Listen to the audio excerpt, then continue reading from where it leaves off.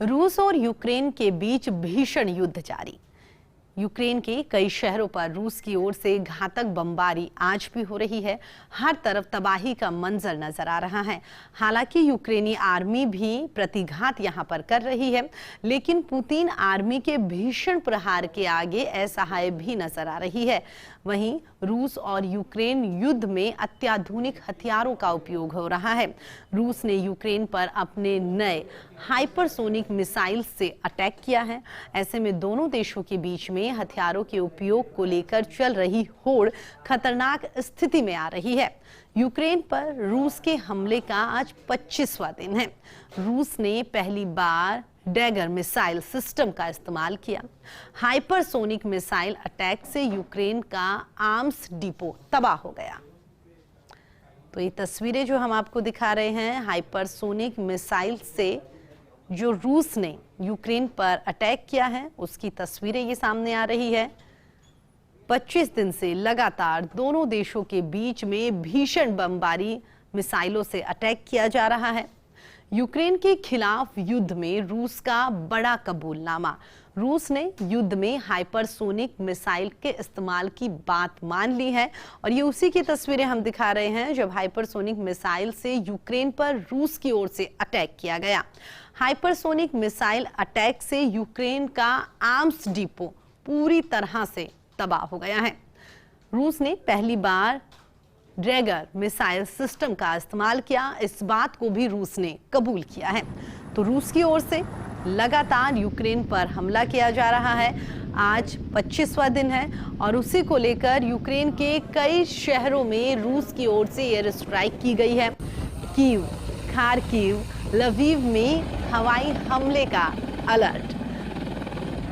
Nikolaev में Ukraine की रूस के खिलाफ में जवाबी कार्रवाई चल रही है। 25 दिनों से ये युद्ध चल रहा है।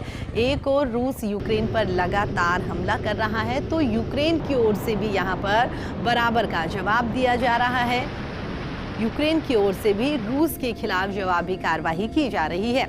रूस के K-52 हेलीकॉप्टर को मार गिराने का दावा यूक्रेन की ओर से किया गया है।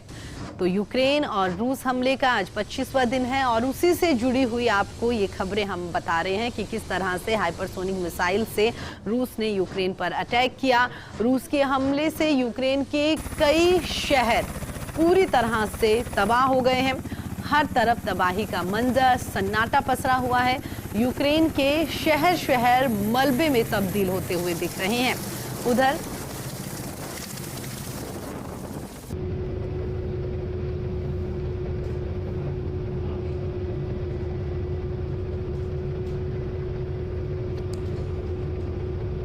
तो ये तस्वीरें हम आपको दिखा रहे हैं जहां पर रूस की ओर से मिसाइलों को लेकर प्रशिक्षण किया जा रहा है, या कह सकते हैं कि यूक्रेन पर मिसाइलों का अटैक करने से पहले की तैयारी यहां पर रूस की ओर से चल रही।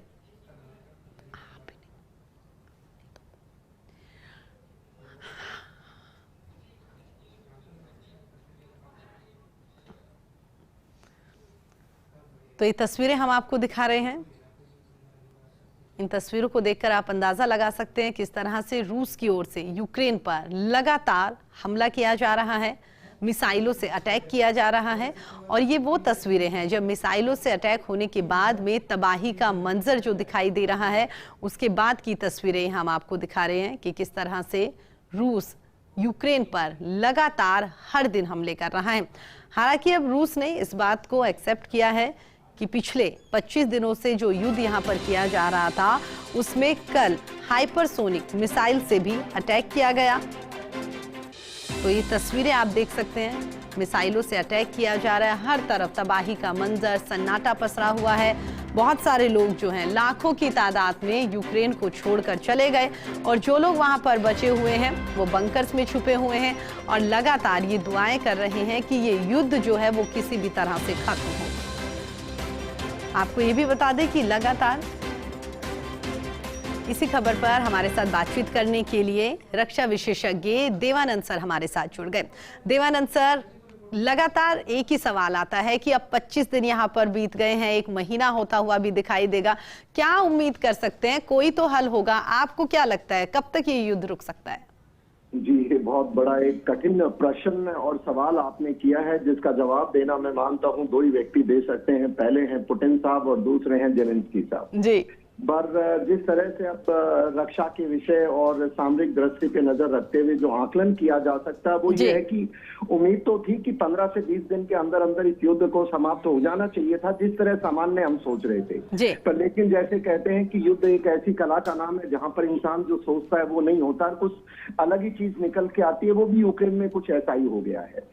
पर दो चीजें अभी इस समय युद्ध का देख रहा हूं कि सबसे बड़ी बात तो ये कि यूक्रेन बिना मतलब पिसा जा रहा है, यूक्रेन के नागरिकों का नुकसान हो रहा है। बिल्कुल। और दुनिया में बाकी देशों का भी नुकसान हो रहा है जो उनसे जुड़े हुए हैं।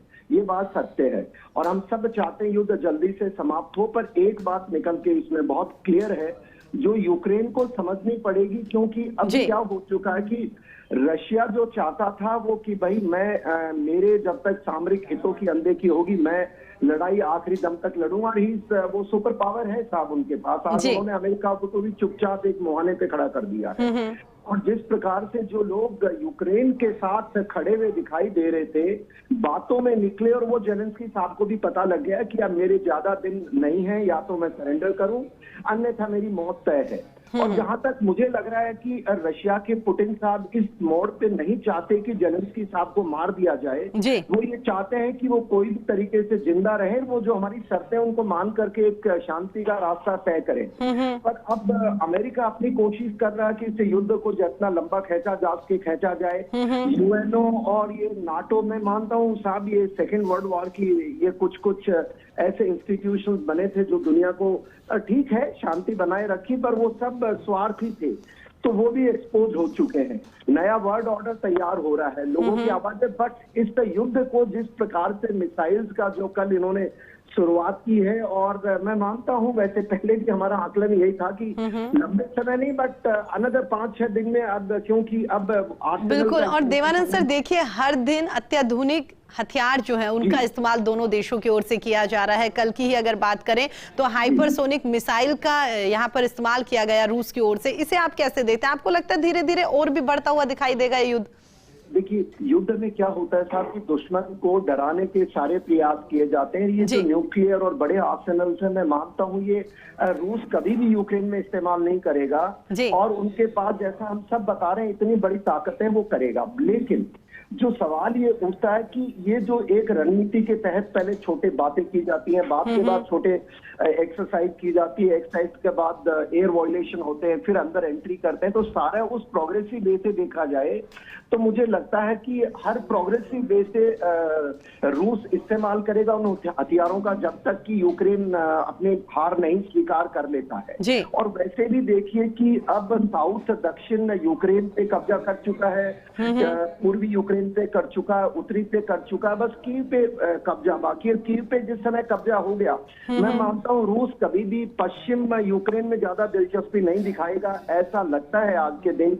और अगर किसी कारणवश अमेरिका या नाटो या कोई पड़ोसी देश, जैसे रूस ने बोला है हमारे कोई यूक्रेन को हथियार देगा तो हम उसको हमारा विरोधी मानेंगे, तो कहीं ऐसा ना हो कि इस यूक्रेन की लड़ाई में बाकी कोई गलती कर बैठे और ये बड़ा रूप ले ले, और जिसमें बट एक मेरा मानना है कि यूक्रेन पे कभी भी mass destruction weapon, nuclear weapon या एटम इस तरह के इस्तेमाल रूस कभी नहीं करेगा, क्योंकि उसकी खुद की धरती है, ये उसके खुद के लोग हैं।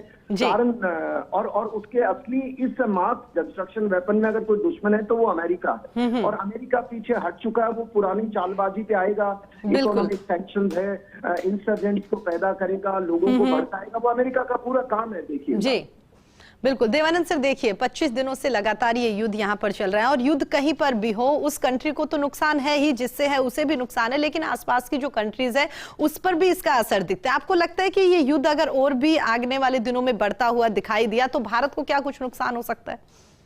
देखिए, भारत का जहां तक रोल है, मैं मानता हूं भारत भी इस दुनिया का हिस्सा है। भारत भी एक राइजिंग इकोनॉमी है, एक बड़ा मजबूत देश है, और भारत को जहां तक अपनी स्थिति बहुत क्लियर कर दी भारत ने, मैं भारत सरकार का और हमारे डिप्लोमेट्स का मैं आभारी हूं कि उन्होंने बहुत क्लियर सिचुएशन रखी है। ना इसके ऊपर असर का बिल्कुल भारत पे पड़ेगा, पर जैसा आपने देखा है मीडिया में रिपोर्ट्स आई हैं कि हमारा मेन कंसर्न, हमें हथियार की चिंता नहीं होती, हमारा मेन कंसर्न होता है पेट्रोल एंड डीजल। वो हमें इंटरनेशनल मार्केट में ज्यादा प्राइस ना बढ़े। पर जिस प्रकार से रूस ने हमें 25% के आसपास जो सब्सिडाइज करके पेट्रोल देने का बोल दिया है, तो मैं मानता हूं असर पड़ेगा, कम पड़ेगा। और भारत को भी कोशिश करनी चाहिए कि युद्ध जल्दी से जल्दी समाप्त हो। और मैं मानता हूं अब समय ज्यादा भी लग सकता है और होने को साहब अगले 5 दिन में भी समाप्त हो सकता है, अगर बाहर के देश नहीं इसमें उलझे, अगर वो पूरी बना के रखेंगे रूस और यूक्रेन से, तो ये तय है अनदर 5-7 डेज जिस तरह मास बड़े वेपन इस्तेमाल हो रहे हैं खत्म की ओर है। और अगर वो उलझ गए तो मैं मानता हूँ लंबा युद्ध खींच सकता है। देवानंद सर, जब शुरुआत में मतलब ये युद्ध की जब शुरुआत हुई थी, तब बहुत सारी शर्तें यहाँ पर रूस की ओर से भी रखी गई थी, यूक्रेन की ओर से भी रखी गई थी। आपको लगता है कि उन शर्तों से भी अब ये युद्ध आगे बढ़ गया? नहीं, मेरा मानना यह है कि शर्तें जो रूस ने रखी थी, रूस उसी पे कायम है आज तक। रूस को अपने सामरिक हित चाहिए थे, रूस को ये था कि यूक्रेन कभी नाटो में नहीं जाएगा, रूस को ये चाहिए था कि जो ईस्टर्न यूरोप में इन्होंने अमेरिका ने जो वेपन डिप्लॉय किए हैं वो उनको हटाए। रूस को चाहिए था कि भाई ये मेरे जो वेस्टर्न बॉर्डर्स हैं उस पे कोई ना आए। रूस को चाहिए था ब्लैक सी के अंदर मेरे जो पोर्ट हैं, बिकॉज उनके पास एक ही वार्म वाटर पोर्ट है, वो ब्लैक सी में है, वो मेरा सिक्योर रहे। रूस को चाहिए था कि जो यूक्रेन के पास जो इसकी जो जमीन पुराने जमाने में इनके सामरिक दृष्टि से इस्तेमाल करते थे, वो उसने कब्जा कर लिया है। बस अब एक शर्त बची कि भाई आप सरेंडर कर दो और हमारी जो बातें उन पे बैठ के चर्चा हो जाए। मुझे लगता है अब जिस प्रकार से या तो जेलेंस्की साहब ऐसे भी देखिए, वो मैं नहीं मानता कि वो बड़े कोई रणनीतिकार है, वो एक एक्टर है, एक प्ले, उन्होंने रील पे काम किया, हकीकत नहीं देखी है। और अब जैसा उनको लोग गाइड कर रहे हैं वो वैसा कर रहे हैं। पता नहीं किस तरह अपने आदमियों का नुकसान और देश का कर रहे हैं, मुझे समझ में नहीं आ रहा है। और पर अब मानता है कि भारत अपना ख्याल रखेगा और जिस प्रकार से मोदी जी का नेतृत्व और हमारे अधिकारी लोग, जैसे हमारे स्टूडेंट्स को हम निकाल के लाए और बाकी उनके साथ साथ दूसरे लोगों का भी भला हुआ। अभी वो सेफ्टी कॉरिडोर दिए गए हैं by Russia and by Ukraine, लोग निकल सकते हैं। तो मैं मानता हूँ ये अच्छे प्रयास हैं, बट हमारे को अभी और चौकन्ना रहना पड़ेगा। बिल्कुल देवानंद सर, आपने अपना कीमती टाइम निकाला, हमारे साथ बातचीत करी, उसके लिए आपका बहुत बहुत धन्यवाद।